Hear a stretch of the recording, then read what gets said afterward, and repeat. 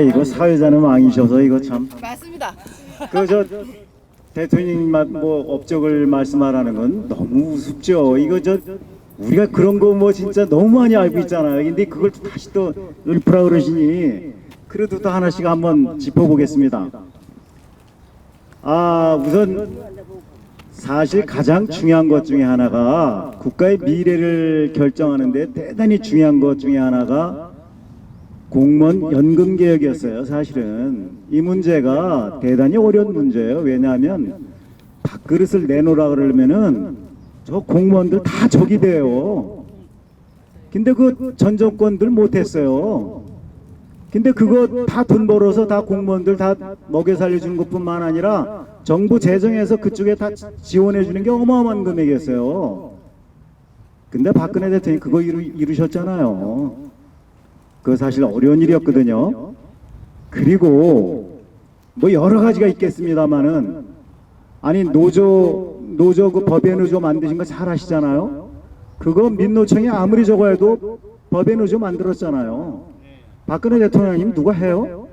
못했습니다. 예. 그 3년 5개월도 안 된 기간에 이뤄놓으신 업적은 이루 말할 것도 없는데, 그 다음에 또 여러분들이 혹시 또 뭐 행여는 또 그건 누구죠? 최연재 아니 누구죠? 그 여자 저 철도청장 임명했던 사람 최연애인가 뭐 그 있잖아요.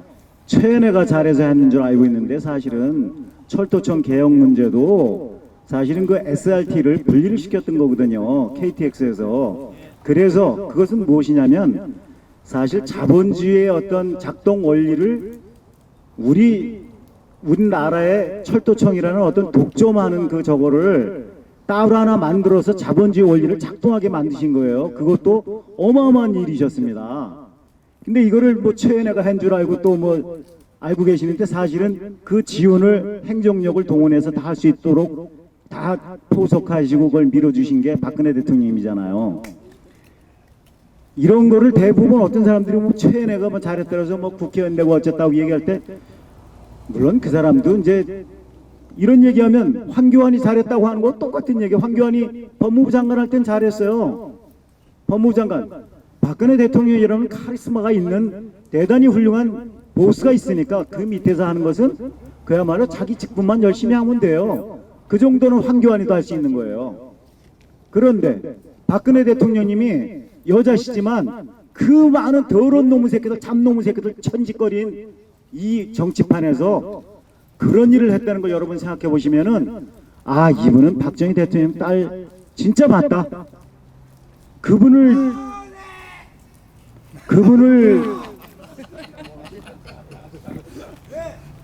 안 들려. 잘했어. 잘했다 너. 더 크게. 자, 이제 그만해라. 어? 그만해라고 이제. 그래서 이제 우리가 사실 뭐 그 외에도 여러 가지 드릴 말씀이 너무 많아요. 그런데 이제 그런 것은 너무 여러분들이 너무 잘 알고 있는 내용들이니까 이제 제가 좀 지나치게 하면은 좀 결례를 하는 것 같고, 다른 얘기를 아까 하나 우리 안당 선생님이 아까 말씀하신 것을 이제 받아서 하나를 좀 제가 좀 덧붙이고 싶은 게 하나 있었습니다. 문재인이가 도대체 왜 그러냐? 이것은 사실 제가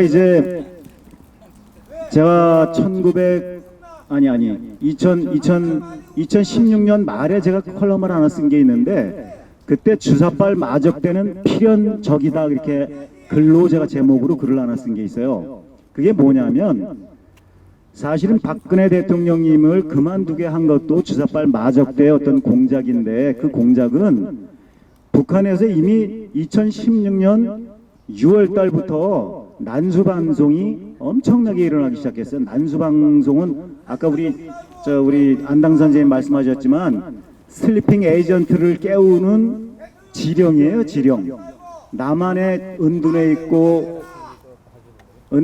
숨어 있고 잠복해 있는 간첩들을 다 일어나서 바로 하라고 하는 그 지령이 난수방송인데 2016년 6월 달부터 그게 어마어마하게 일어났습니다. 거기에서 탄핵이라는 얘기 다 나왔고 끌어내리라는 얘기, 그런 얘기가 계속 나왔는데 그것이 바로 난수방송이 그때 어마어마하게 일어났습니다. 그래서 이 얘기를 왜 말씀드리냐면은 제 글의 논지는 뭐냐면 문재인은 필연적으로 북계가 임명한 총독이다 이런 얘기거든요. 실제는 여러분들이 대통령을 우리 손으로 뽑은 줄 아시는데 지금에 와서는 이제 제 칼럼을 보면 아마 깜짝 놀라실지 모르지만 제가 잘난 척하자는 게 아니라 그 당시에 이미 제가 쓴 글에서 무슨 얘기를 했냐면 여러분들이 뽑은 것으로 알고 있지만 실제 여러분들이 뽑은 것이 아니다. 자, 그러면 저를 이상하게 볼지 모르지만 근거를 대겠다고 제가 댄 근거가 있습니다. 그게 12년에 주사빨 마적대들 원로회의라는 원탁회의가 있어요. 희망 2012 승리 2013년 원탁회의라는 게 있는데 그게 소위 말하는 이제 주사빨 마적대들의 원로, 그러니까 빨갱이 원로들, 족보들 있는 애들, 그런 애들이 원탁회의를 해가지고 그 당시에 그 지금의 더불당의 대통령 차기 대통령 후보를 공식하는 자리예요. 아니 왜 그 원탁 빨갱이들이 나서서 왜 정당의 그 대통령 후보를 걔들이 정해야 됩니까? 그게 바로 여러분들이 알아야 되는 것 중에 중요한 것이 뭐냐면 그 당의 기본적인 출발이나 힘이 어디 있냐면 북계로부터 나온다는 거예요. 그 원탁회의를 주재한 것들 다 뭐 예를 들어서 백낙천이 까라 뭐 이런 이상한 애들 있잖아요. 그 유명한 애들 다 있습니다. 거기 그 뭐 하얀 옷 입고 다니는 것들 뭐 이런 애들 다 그런 데 나오거든요. 걔들이 문재인이를 북에서 지정한 다음 바지라고 공식하는 자리가 그 원탁회의예요. 자, 그 다음에 난수방송 일으켜가지고 완전히 그 남한에 있는 빨갱이들 다 일어나서 그때 바로 다 했죠.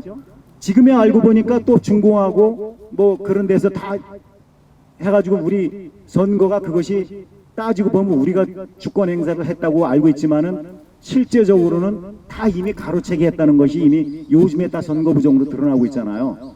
똑같이 그래서 그 당시에 제 논리가 뭐였냐면 우리가 주권 행사하는 것 같이 하지만 실제로는 문재인이는 돼지 김정은이가 지명한 사람을 공식화하는 원탁회의를 통해서 더불어당의 후보가 돼가지고 바지를 내어센 사람이 대통령이라는 자리를까지 차지한 것이다. 물론 그 절차는 탄핵이라는 절차를 이용했을지 모르지만 실체적 내용이나 절차적 정당성을 다 어긴 법치를 깨버린 탄핵 내란이라고 규정했던 것이 그건데 그것을 통해서 실질적으로 내란 행위를 통해서 대통령이라는 권력을 탈취한 것이다.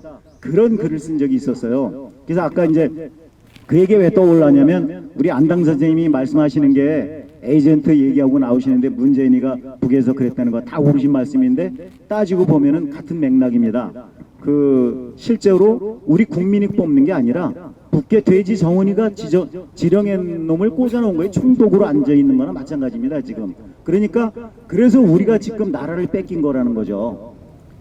아 이거 우리가 주권 있다고 그러지만 주권 지금 우리 행사하는 거 선거 부정 얘기하는 건 뭐예요? 우리 주권 없다는 얘기거든요.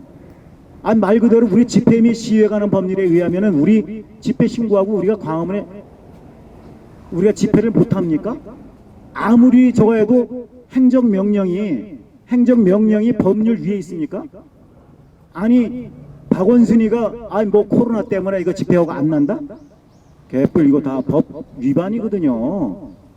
헌법상 보장된 헌법의 기본권인데 그거를 또 법률로 하위 법률로 집회 및 시위에 관한 법률에 의해 가지고 다 보장돼 있는 권리를 가지고 문재인이가 무슨 행정치가 서울시장이라는 놈이 그 얘기하는 거 가지고 못하게 해요. 그걸 또 다 수용해서 저 뭐 태극기 집회한다는 거 뭐 어느 당이라고 내가 말을 안 하겠습니다만은 그 당은 지금 있잖아요. 사실은 아 이제 시키는 대로 잘해도 군소리 안 할 만큼 논고가 있어.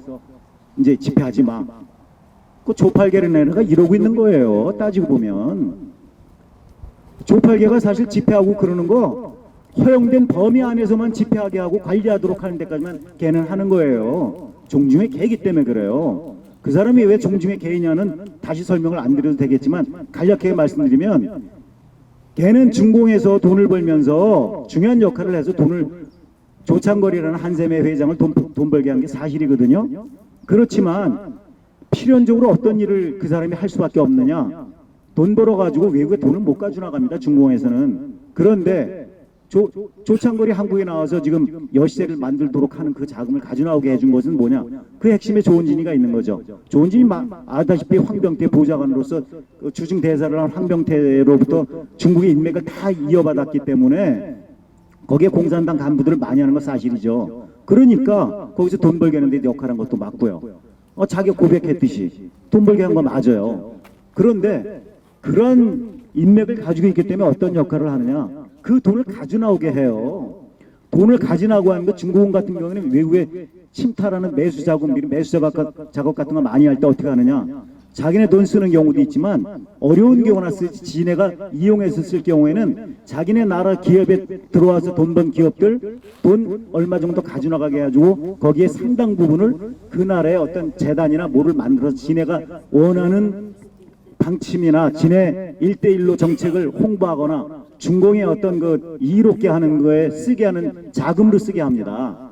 그런 매수 침탈 공작으로 하는 것이 이미 미국에서 트럼프는 이미 그걸 많이 밝혔어요. 똑같이 조팔계도 바로 그런 역할을 한 거예요. 그래서 이건 뭐 객관적인 사실이기 때문에 제가 뭐 두려워할 것도 없어요.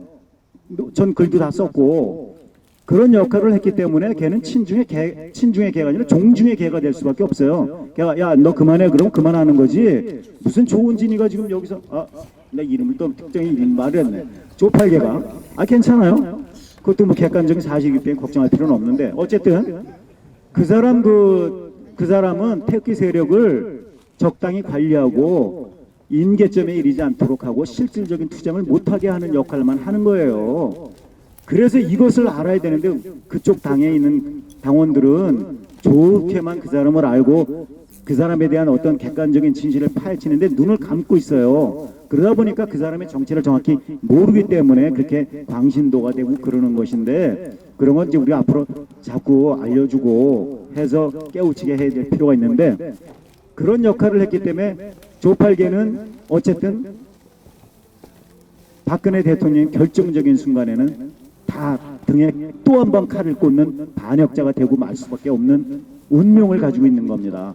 문재인이하고 똑같죠. 문재인은 태생적으로 쟤네들이 심어놓은 에이전트 뭐 밑에 있는 총독이에요. 총독. 우리는 지금 나라 잃고 있는 거고 우리 독립운동하는 거예요. 사실은 따지고 보면 뭐 간단히 그냥 생각나는 대로 에이전트 하니까 떠오르는 거예요. 슬리핑 에이전트를 깨우치는 그 난수방송이 막 떠오르고 제가 쓴 글이 생각이 나가지고 그 얘기를 좀 덧붙였습니다. 예, 감사합니다. 예.